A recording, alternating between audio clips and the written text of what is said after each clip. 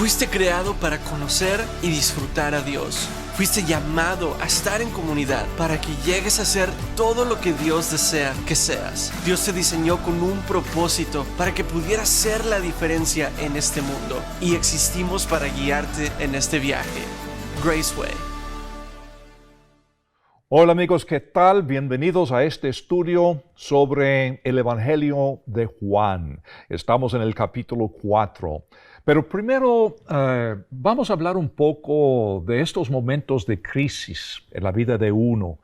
Sobre todo la crisis de vida y muerte. Y posiblemente algunos de ustedes han pasado por una crisis de estas con de COVID-19, la pandemia que estamos viviendo a nivel global. Qué feo eso, recibir una llamada hablando de un ser querido que está al punto de morir.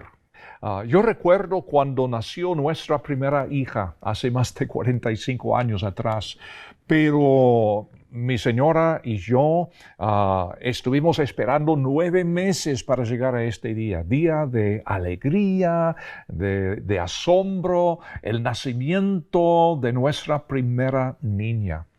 Y aquel día yo recuerdo que dejé a Cheryl, mi esposa, en el hospital con la niña, Sarita.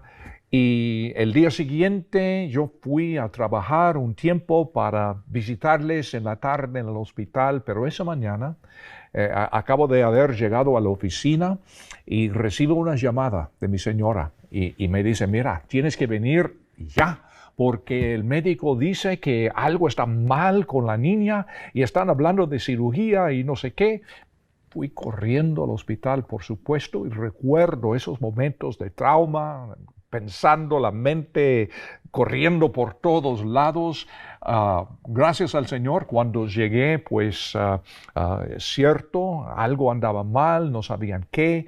Hace 45 años no teníamos los recursos que tenemos hoy en día, por supuesto, y fue difícil hasta encontrar a un cirujano dispuesto a hacer cirugía en una niña de un día de vida. Pero lograron encontrar al cirujano, la abrieron, encontraron el problema, todo salió bien, gracias al Señor, pero qué cosa, qué susto. Y esos momentos de crisis, de vida y muerte, son momentos que muchas veces definen nuestras vidas. Y un tiempo de estos es el escenario del tercer milagro de Jesús en la historia que Juan nos está contando en su evangelio. La historia de un hombre y su hijo que está al punto de morir. Y no solo es una historia con la que todos podemos identificarnos, es una historia también que desafía a cada uno de nosotros a aferrarnos a la verdadera naturaleza de la fe. Y la fe auténtica, es nuestro tema el día de hoy. Ahora vamos a ir a Juan capítulo 4 y vamos a comenzar esta historia en el versículo 43. Primero vamos a establecer el contexto para entender en dónde estamos y qué está pasando, y luego vamos a entrar en esta crisis de vida y muerte que define lo que es la fe auténtica. Juan capítulo 4, versículo 43. Pasados los 2 días, salió de allí para Galilea, porque Jesús mismo dio testimonio de que un profeta no tiene honra en su propia tierra. Luego, cuando entró en Galilea, los galileos lo recibieron, ya que habían visto cuántas cosas había hecho en Jerusalén en la fiesta, porque ellos también habían ido a la fiesta. Vino pues Jesús otra vez a Caná de Galilea, donde había convertido el agua en vino. Ahora, como siempre, cuando estamos estudiando la Biblia, es tan importante entender las palabras de la Biblia dentro de su contexto adecuado. No se trata de historias aisladas, las que tenemos aquí en el Evangelio de Juan, porque Juan nos dice específicamente al final de su libro, en Juan capítulo 20, que Él ha escogido estas historias específicamente para que pudiéramos saber que Jesús es el Cristo y creyendo tener vida en su nombre. Es decir, que Juan dice de una forma tan clara, oigan, estas historias son pocas de las historias que podría relatarles en cuanto a la vida de Jesús, el Mesías, pero yo he escogido de una forma muy intencional estas historias para comunicar quién es, que Él es el Cristo prometido y para que creyendo tengamos vida en su nombre. Ahora, después de 2 días ministrando en Samaria, Jesús regresa a su base en Galilea de los gentiles, la área en donde se había criado. Específicamente está Jesús en Caná, donde hizo su primer milagro, convirtiendo el agua en vino para salvar a su familia de la vergüenza de faltar vino en la boda, que probablemente era la boda de su propia media hermana.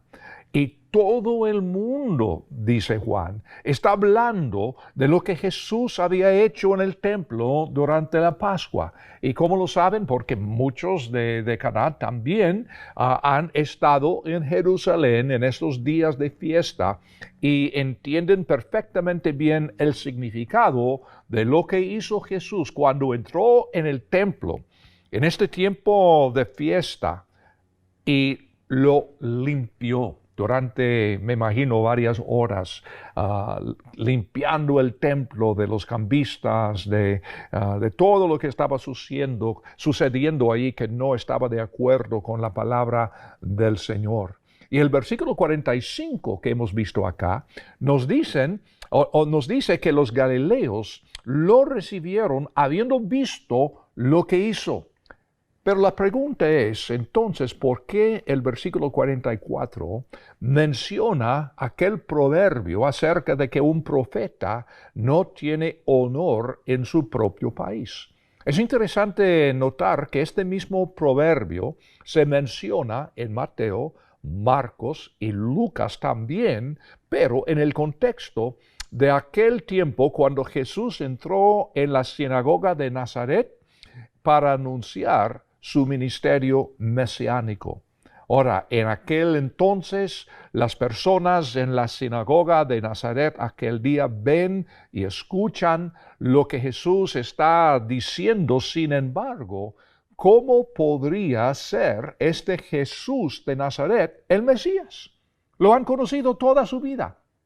Así que difícilmente lo van a recibir así nomás. Cuando Él dice, yo soy aquel, el Mesías, el Cristo, no lo van a recibir así nomás porque se crió en este mismo pueblito. Todo el mundo lo conoce su familia y pueden tener buena imagen de Él como persona y toda la cosa, pero aceptarlo como el Mesías, por favor, así nomás.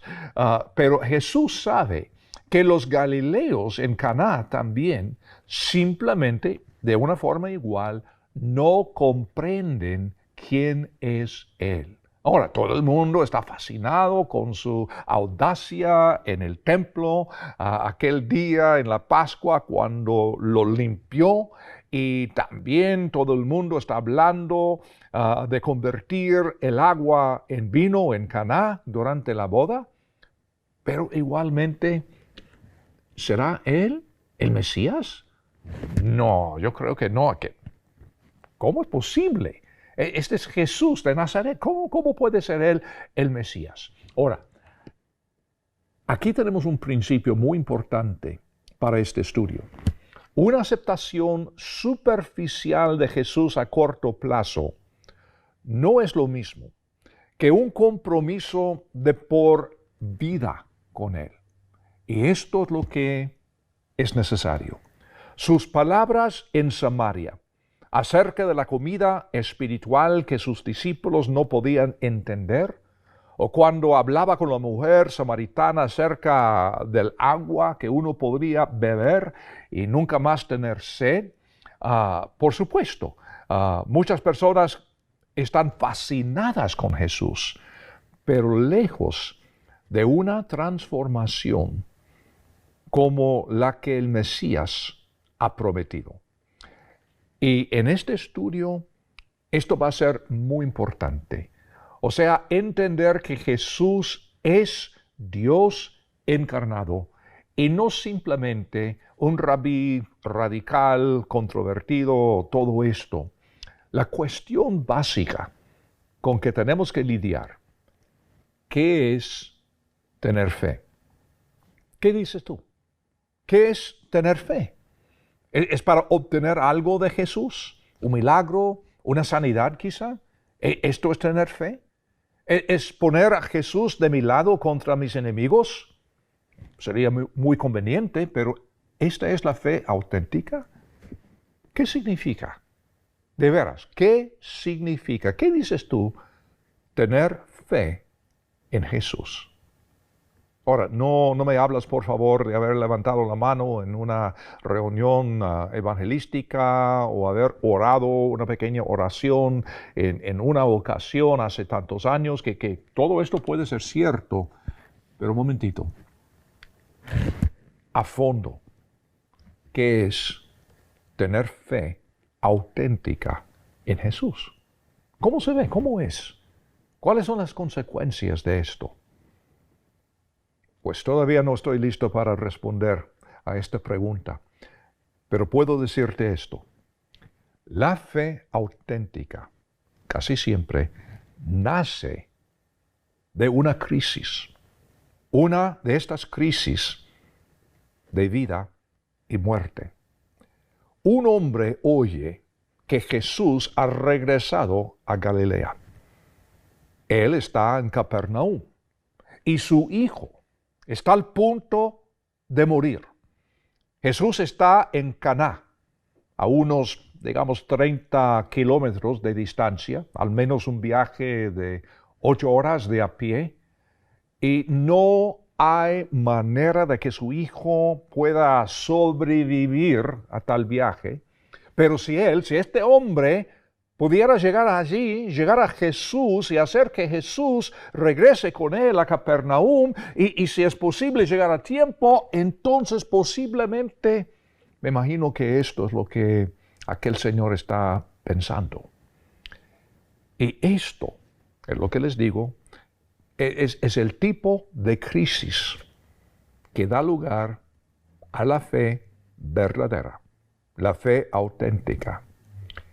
La fe normalmente no nace en un salón de clases, no nace en un libro ni un sitio web con argumentos muy razonados, ni nace tampoco en una congregación. Ahora, por supuesto, todas estas cosas pueden ser instrumentos del Señor. Yo, por ejemplo, llegué a la fe leyendo un libro, yo solo, pero les digo que en este momento estaba leyendo este libro porque mi vida estaba en crisis. ¿Me explico?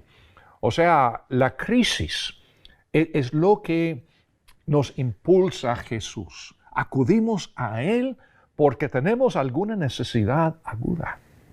Y esto precisamente es lo que le pasa a este tipo de Capernaum, cuyo hijo está al punto de morir. Pero este señor no es cualquier hombre. Él es un cierto noble. Ahora, vamos a ver Juan capítulo 4, versículo 46. Ahí vamos a continuar la historia. Vino pues Jesús otra vez a Caná de Galilea, donde había convertido el agua en vino. Había un oficial del rey, cuyo hijo estaba enfermo en Capernaum. Y cuando éste oyó que Jesús había salido de Judea y estaba presente en Galilea, fue a él y le rogaba que descendiera y sanara a su hijo, porque estaba a punto de morir. Ahora, aquí dice que es un oficial del rey. Y en aquel entonces el rey de Galilea es Herodes. Y a lo mejor Este señor, con el hijo enfermo, es uno de los conocidos como los herodianos, mencionados un par de veces en los otros evangelios. Decirte la verdad, no sabemos mucho sobre los herodianos, pero lo que sí sabemos es que este grupo no es un grupo religioso como los fariseos y los saduceos, sino que este grupo es un grupo político, un grupo de los asesores más cercanos al rey, totalmente leal y dedicado a Herodes. Y como herodiano, y la traducción literal de este término es oficial del rey, este hombre hubiera sido un príncipe, un miembro de la familia real, o al menos un funcionario importante de Herodes. Capernaum es el centro de comercio, el centro fiscal de esta provincia.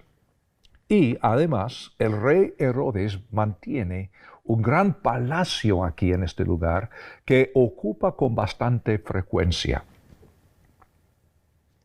Caná, donde está Jesús, es un pequeño punto en el mapa, un pueblo en medio del nada. Herodes ha decretado además que cada vez que un herodiano se dirige directamente a uno que no sea ciudadano romano, esta persona está obligada a inclinarse desde la cintura en honor y sumisión con los ojos caídos. Imagínate. Entonces pueden imaginarse que la mayoría de la gente de esta pequeña este pequeño pueblo de Caná, lo que pensaría en los herodianos como gente arrogante, el tipo de gente que dice, ¿tú sabes quién soy yo?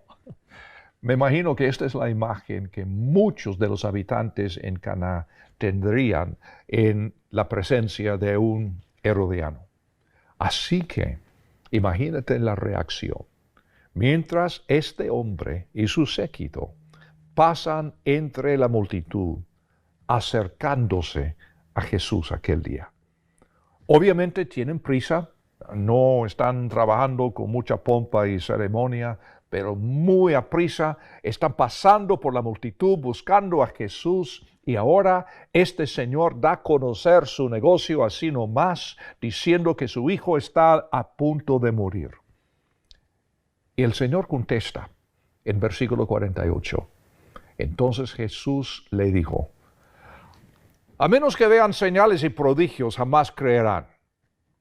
¿Qué? Un señor viene para decirle que su hijo está al punto de morir y que quiere que Jesús viniera a sanar a su hijo. Y lo que Jesús dice casi parece grosero. Decirle esto a un hombre cuyo hijo está al punto de morir. Se dirige al hombre, pero fíjense, usa pronombres plurales, ustedes, para que sus palabras se apliquen a todos que están allí en esa multitud. Y Jesús los acusa de ser creyentes en lo milagroso, pero no creyentes en Él. En otras palabras, Jesús se niega a ser reducido a un sanador, un curandero, un solucionador de problemas. Él es el Señor y Dios omnipotente. ¿Estará probando la sinceridad de este hombre? Antes de que este hombre pudiera responder con un ¿sabes quién soy yo? Jesús presiona su propia ofensiva diciéndole a él en otras palabras, ¿y tú sabes quién soy yo? Yo soy Jesús. Y ahora, ¿qué tenemos? Tenemos una crisis de fe. ¿Y sabes qué? Jesús no va con este tipo. No va. Este oficial del rey le dijo, Señor, desciende antes que muera mi hijo. El hombre solo un punto de enfoque tiene. Señor, desciende. Y Jesús solo tiene una respuesta. No voy.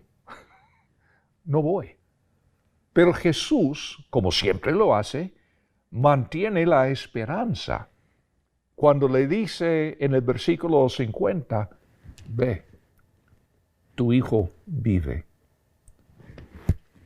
¿Qué está pasando? Yo creo que Jesús responde de esta manera y no le acompaña, porque Jesús no va a ser controlado por este oficial. Jesús no va a ser presionado. Él es el Mesías, el Cristo, Dios Altísimo en forma humana. Él controla la vida no le controla a él, ni tampoco este Herodiano. Pero a la misma vez, Jesús es Dios amoroso, Dios de misericordia, compasión. Y Dios dice, a través del cuerpo humano de Jesús, le dice, voy a sanar tu hijo, pero no voy contigo. ¿Qué sabiduría tiene nuestro Señor Jesús? La fe auténtica, querido amigo, te despoja de todas las demás opciones. ¿Qué hará este tipo? ¿Hará que arresten a Jesús? ¿Tendría la autoridad? Si Jesús no es un ciudadano romano, él podría hacerlo, podría mandar y hacer que Jesús venga con él, pero el hombre obviamente es inteligente y él sabe que esto no ayudaría a su hijo. Y si Jesús no es una buena persona, y si esta respuesta en realidad es una respuesta grosera, ¿qué puede ofrecer de todos modos? ¿Qué estoy diciendo? Simplemente que este hombre queda sin opciones. ¿Es el camino de Jesús o ninguno? Y este es el punto en donde Jesús nos quiere a todos nosotros. En este punto de entender que es el camino de Jesús o ninguno. Y aquí tenemos la esencia de la fe. ¿Qué es la fe? Como les pregunté antes, ¿qué es la fe auténtica? ¿La fe es convencerle a Dios de hacer lo que queremos? ¿O es la fe simplemente obedecer lo que Jesús dice por quién es Él? Ese es el tema que este noble, este herodiano, tiene que enfrentar en un instante de tiempo. No te equivoques, este Jesús no es una especie de mago celestial que simplemente quiere hacer cosas bonitas para hacerte feliz, cómodo y llevarte al cielo cuando mueras. No, este Jesús exige tu lealtad de por vida. Punto. ¿Confías en Él para que Él sepa mejor que tú? Ese es el punto. Él no es tu servidor para sacarte de apuros cada vez que tienes algún problema. La vida de este hombre cambiará para siempre por su respuesta. Porque siguiendo en el versículo 50, dice Juan contándonos la historia, el hombre creyó la palabra que Jesús le dijo y se puso en camino. Imagínate, su hijo está al punto de morir. Por fin encuentra a Jesús, posiblemente habrá tiempo y le ruega al Señor, Jesús, Señor, desciende conmigo, mi hijo está al punto de morir. Y Jesús dice, no voy, pero ve, porque tu hijo vive. No sé qué haría yo, pero honestamente, tener la fe de este hombre, cuesta, ¿no? Jesús le está pidiendo algo sumamente difícil. Creer lo que Jesús dice y hacer lo que Jesús dice, en este caso, todo. Pero la fe auténtica, amigo. Echa raíces en tu vida. Este herodiano regresa a casa. Seguimos la historia en el versículo 51 que dice, mientras todavía descendía, sus siervos salieron a recibirlo diciendo que su hijo vivía. ¿Qué? Entonces él les preguntó la hora en que comenzó a mejorarse y le dijeron, ayer a la 1 de la tarde le dejó la fiebre. El padre entonces entendió que era aquella hora cuando Jesús le había dicho, tu hijo vive. Y creyó él con toda su casa. También hizo Jesús esta segunda señal cuando vino de Judea, Galilea. ¿Qué debe haber estado pensando este señor? Sus sirvientes van a su encuentro incluso antes de que llegara a casa y como resultado, él creía y toda su familia. Ahora, él ya había creído, por supuesto, cuando aceptó las palabras de Jesús en Caná. Pero ahora, en el caso de él, es una profundización de su fe. Su fe va profundizándose, creciendo. Y para los miembros de su casa, el momento de depositar su fe en él. La fe en crisis debe convertirse en la fe constante y consistente. No hay nada malo en acudirse a Cristo en un momento de crisis, es lo que Él quiere. Es como Él aprovecha la crisis normal en nuestras vidas, en este mundo torcido. Lo que está mal es pensar que eso es todo lo que hay, una solución a su crisis. No, eso Jesús no lo permite. ¿Es el camino de Jesús o ninguno? ¿Es un compromiso de por vida o no vale? ¿Y sabes qué? Este es el mismo Jesús que vive hoy. El mismo Jesús que quiere entrar en nuestras vidas ahora mismo. Y mi pregunta de nuevo, ¿realmente has puesto tu confianza en Cristo? ¿O estás esperando siempre hasta que te despojen por completo de todas las demás opciones? Si es así, pobrecito, Jesús está tocando la puerta de tu corazón ahora mismo. Y la fe auténtica es una fe que es un compromiso de por vida. Y si has tenido esta fe genuina, auténtica, entonces estos momentos de crisis, porque habrá muchos en la vida, este punto de crisis es para que crezca aún más allá tu fe. Oye, en este momento el mundo entero está pasando por una crisis. Es un momento que revela la realidad, la autenticidad de la fe que uno tiene. Y nosotros que hemos tenido una fe auténtica, ¿cómo es que vamos a pasar por esta crisis sin crecer? Sin ser transformados aún más y más por la gracia de Dios en este momento de crisis. ¿Cómo es que vamos a desperdiciar esta oportunidad? Si nuestra fe es una fe auténtica que echa raíces en nuestras vidas, tenemos que crecer. Tenemos que profundizarnos en la fe. Tenemos que darle al Señor Jesús nuestra completa lealtad. ¿Cuál es tu respuesta? ¿Qué tal tu fe? ¿Una fe así nomás, liviana, una fe del momento que honestamente no vale nada? ¿O es tu fe una fe auténtica? ¿Qué has aprendido en esta crisis? Si no has aprendido algo, Te voy a decir la verdad. Yo estoy dudando de tu fe.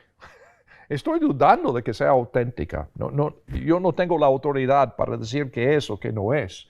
Solamente te digo, ¿cómo es posible tener fe auténtica en Cristo Jesús y no entender lo que Él está haciendo en esta crisis, sin crecer, sin aprender algo?